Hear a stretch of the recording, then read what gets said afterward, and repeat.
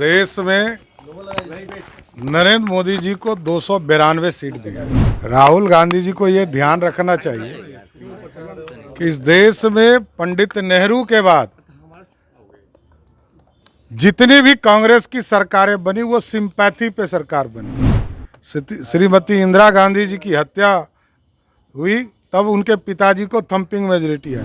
1991 जब उनके पिताजी की हत्या हुई तब सिंपैथी के आधार पर उनको वोट दिए गए। नरेंद्र मोदी जी विकास विकास और विकास, देश के संविधान को उचित ढंग से काम करने वाले ये पहले प्रधानमंत्री मिले। लौटना ही था, हमारी बहन है, भगवान करे। हम तो कहे हैं कि छपरा के लोगों के बीच में काम करना चाहिए रोहिणी को। उप मुख्यमंत्री सम्राट चौधरी ने राहुल गांधी के उस बयान पर जिसमें उन्होंने कहा है कि अगर बनारस से प्रियंका गांधी चुनाव लड़ती तो प्रधानमंत्री नरेंद्र मोदी चुनाव हार जाते, इस पर सम्राट चौधरी ने कहा कि देखिए, इस देश ने नरेंद्र मोदी को 292 सीटें दी है।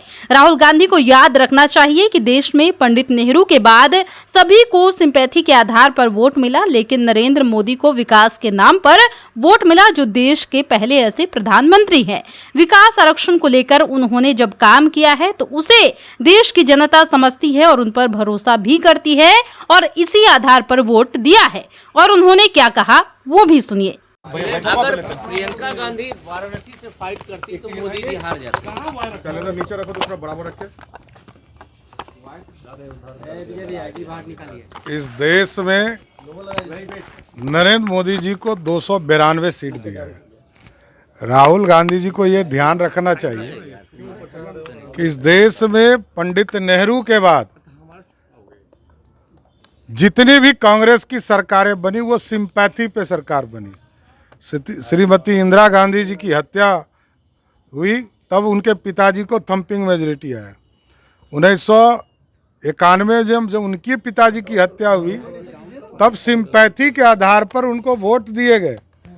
नरेंद्र मोदी जी विकास विकास और विकास, देश के संविधान को उचित ढंग से काम करने वाले ये पहले प्रधानमंत्री मिले। तो उनके विकास के सपने के मॉडल को, आरक्षण के मॉडल को इस देश के लोगों ने 293 उम्मीदवार को जिताकर समर्थन देने का काम किया। रोहिणी भी आज सिंगापुर लौट रही है। लौटना ही था, हमारी बहन है, भगवान करे। हम तो कहे हैं कि छपरा के लोगों के बीच में काम करना चाहिए रोहिणी को। सर, एक सवाल है, फारूक अब्दुल्ला कहते हैं कि हमारे जो पड़ोसी हैं।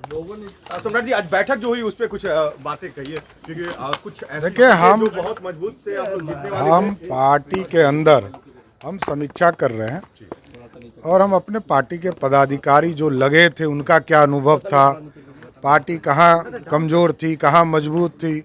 75% मार्क्स आए, बिहार की जनता ने दिया है। हम चाहते हैं कि 90% मार्क्स मिले और आगे के चुनाव में, विधानसभा के चुनाव में हम 90% मार्क्स लाएं, इसकी कल्पना के साथ आगे जाएं। मगर एनडीए को नेतृत्वकर्ता के रूप में नीतीश कुमार को ही घोषित कर दिया, बीजेपी से सहमत है? तो हमने कहा 1996 से आदरणीय नीतीश कुमार जी के नेतृत्व में हम काम कर रहे हैं और आगे भी करेंगे।